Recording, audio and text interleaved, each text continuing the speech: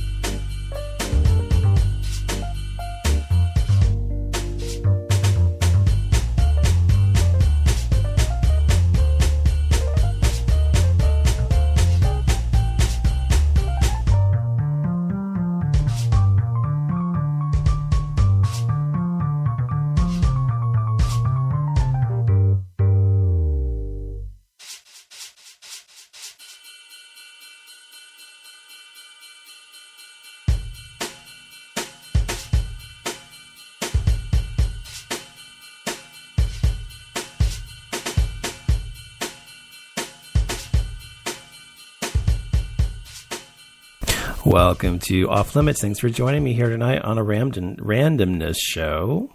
It's been a while since I've been on the air. It's been a while because I've been incredibly busy. But I am back while I have a few moments to talk to you all, my loyal fans, my listeners, my loyal followers, those who just adore me as much as I adore them. Thank you so much.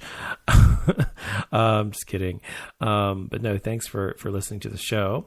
As always, if you want to listen to the show, you can listen to it on offlimitsshow.com live, or you can listen to archives there. As also, you can listen to it on Spreaker.com. You can listen to it on iTunes if you have an iTunes capable player, computer, etc. And also, you can hear the show on Stitcher.com. So thanks for listening and hanging out with me tonight as we talk about whatever's on my mind. I didn't really have a set topic, so I wanted to just talk about whatever was going on randomly, which is why I call the show Randomness. Hello. But lately I've been feeling very, what's the word? I don't know, sort of anxious or whatever. I don't know why. Hold on. I'm getting a drink. So, I've been feeling sort of anxious. Excuse me. So, really just for no reason, just sort of randomly anxious. And so I've been trying to cope with that lately. I think it's just because I have so much going on in my life right now. I have numerous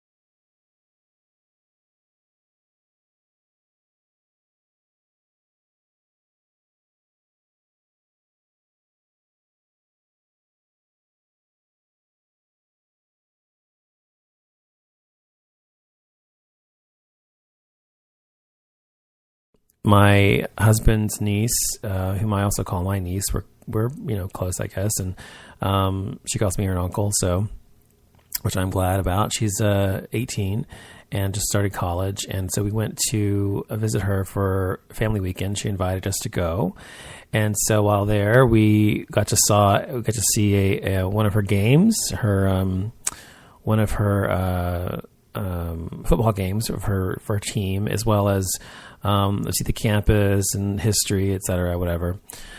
And it was interesting for me because it was interesting for me. By the way, if I have issues with this tonight, if my voice goes in and out, it's not me, it's not my mic, it's the Spreaker connection that I have with through my computer. I don't know what the deal is with it, but like it right just now, it says log history, a network error occurred and the connection with the server has been lost. And that was about 6 minutes ago. So I'm not really sure what causes that. I'm not sure if it's my end or their end or what, but it only happens on Spreaker. So I'm not really sure what that's about. Hi, Josh Peterson. Oh, by the way, I want to say hi to Ken Boggle in the chat room. Thanks for joining me, Ken Boggle and Josh Peterson. Thank you for joining me. But what was I talking about? Oh, yeah. So I went to my niece's weekend event for family, and it was fun and interesting because she goes to a highly, highly religious school. It's not like a seminary or anything, but the college is very religious based, Their values, quote unquote values, are religiously based and all that. And so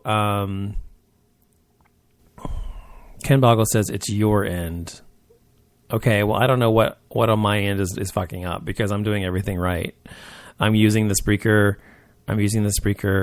switchboard. Everything's set up properly. It says that you can hear me. So I don't know what it's happening. But anyway, so our school's really like Christian based and everything. And if you know me, I'm not very big on Christians, generally speaking. But it is, but I love my niece. And so she's, of course I wanted to go and support her. And so, she starts starting out in college and everything else. And so we went and, had a lot of good time. So Friday and Saturday, both, we spent all day there, and, we ate there in the cafeteria where she has there. And they had like, events for everybody, and they had a pep rally. And then Saturday they had the game, and they had this museum tours and tours of the school. So it was nice. But it just really feels really weird to me because they have these really outrageous rules. Because when I went to SMU, which is my first college experience, and, my real college experience, the only college I ever went to, I was actually on campus and actually was living there, whatever, like most people, when you first go to college, when you're 18 or whatever. And, so when I first went to there my freshman year, I remember my freshman day, moving in, and I moved in, I don't know, it was like probably a week before school started or whatever, into the dorms. And my roommate that I had been assigned, he and I had talked on the phone for about a month before we actually moved in to the dorms together. And so I knew him. His name was Tom. And I knew he was from California. He was from a very wealthy family. He was very, very much like a very heterosexual frat boy type, And I was not from a wealthy family, and I was not at all a frat boy type. I was more artistic or whatever, creative.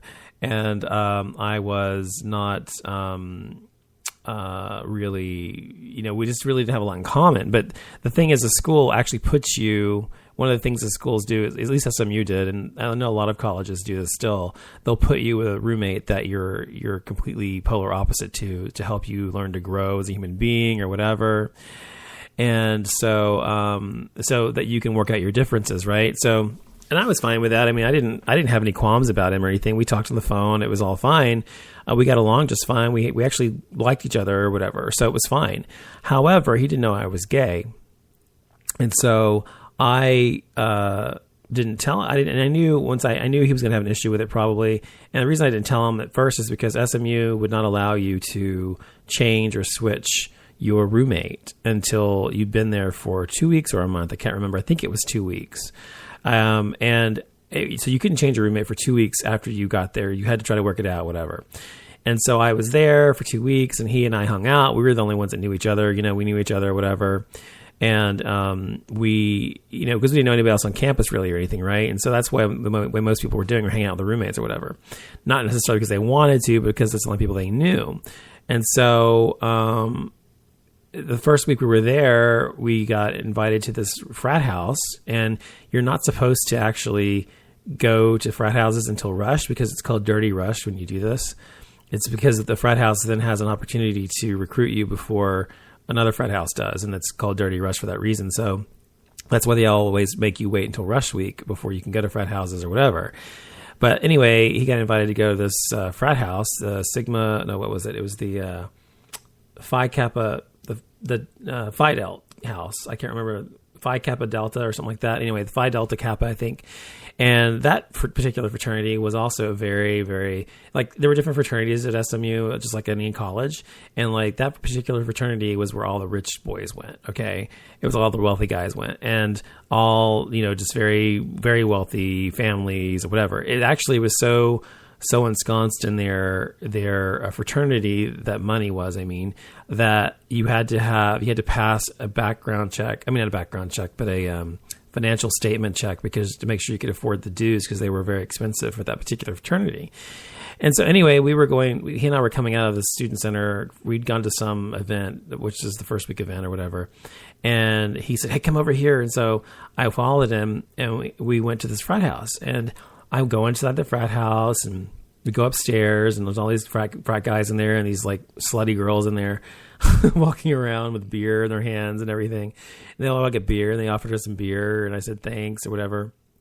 And so I'm standing there talking to them, and they're all asking me questions and whatever. And Tom's over in the other corner talking to some people, and I just got incredibly anxious, because I had always been very real. Like, I had been openly gay since I was 14 years old. And I knew I did not want to go back in the closet just to appease people or make friends in college. And so I did not want to be anything other than what I was. And so it made me feel very uncomfortable, because I felt like I don't belong here. I don't belong with these frat guys. I don't belong with these frat girls, these people who I don't know. And these people I would never hang out with or even like as a person, most likely, if I were not in this frat house right now. And so I tried talking to them and, finding common ground, and really just didn't have anything in common with these people. I didn't like them, generally speaking.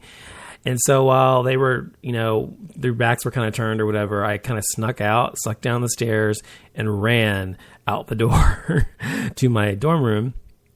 And never looked back. And then I was sleeping, and when Tom got in, he was throwing up, and these two frat guys brought him into the room and threw him on his bed or whatever, and that was it. So he apparently had a great time because he fit in, belonged, whatever. I just did not fit in or belong there. I didn't want to. So anyway, that was the first week we were there, and so we got along, whatever. And we went to lunch together and everything. And so then the second week, I knew I just did not want to continue lying about, I wasn't lying about myself. I never lied about who I was or that I was gay, but I never said I was gay. And so I figured he'd figure it out, or figured I was gay or whatever, but he never did. So one day I left the Dallas Voice out on my desk in our dorm room, and I left out like all this gay stuff, these papers and everything on my desk. And apparently he never noticed them or anything. So he never said anything about them. So finally, I was home for the weekend, the following weekend, like the end of the second week. So I knew it was the end of the second week, so I could finally change roommates. And so I went home for the weekend to visit my mom and my grandmother. And I called and left a voicemail that Friday after I left. And I said to him, "Look, I just want you to know that I'm gay. I know you probably have an issue with it. If you do, you can move the fuck out. If you don't, great. We can still be friends, and everything's cool." I said, "But I'm sure, knowing you probably have an issue with it, because you are who you are. And so if you do, I'm not moving anywhere. I'm not changing my room. If you want to leave, leave. If you want to stay, stay. Just want to let you know, and I will be back on Sunday." So the weekend goes by, and Sunday I come back to my dorm room, and of course his entire side is completely empty. He had just left, right? He left completely panicked or whatever. And so never tried to call me back, never tried to discuss it with me or anything like that. And so he did not like the fact I was gay, and he was very uncomfortable about it, obviously. And so I guess also because I'd seen him naked or whatever, maybe that made him feel uncomfortable or whatever, but I don't know. But anyway, so he just did not like it. So after that, I had a double room to myself as a single. I was paying for a double room, which is cheaper than a single room. Yet I was getting the room to myself. And so they after a couple weeks, they asked him, the RA had asked him if he wanted to move back in and try to work things out. And he said no, he didn't want to see me or anything like that. And so he moved to a different room, a different dorm or whatever. And then I kept getting these people coming to my door, like three or four guys over the course of like probably a month, the following month, kept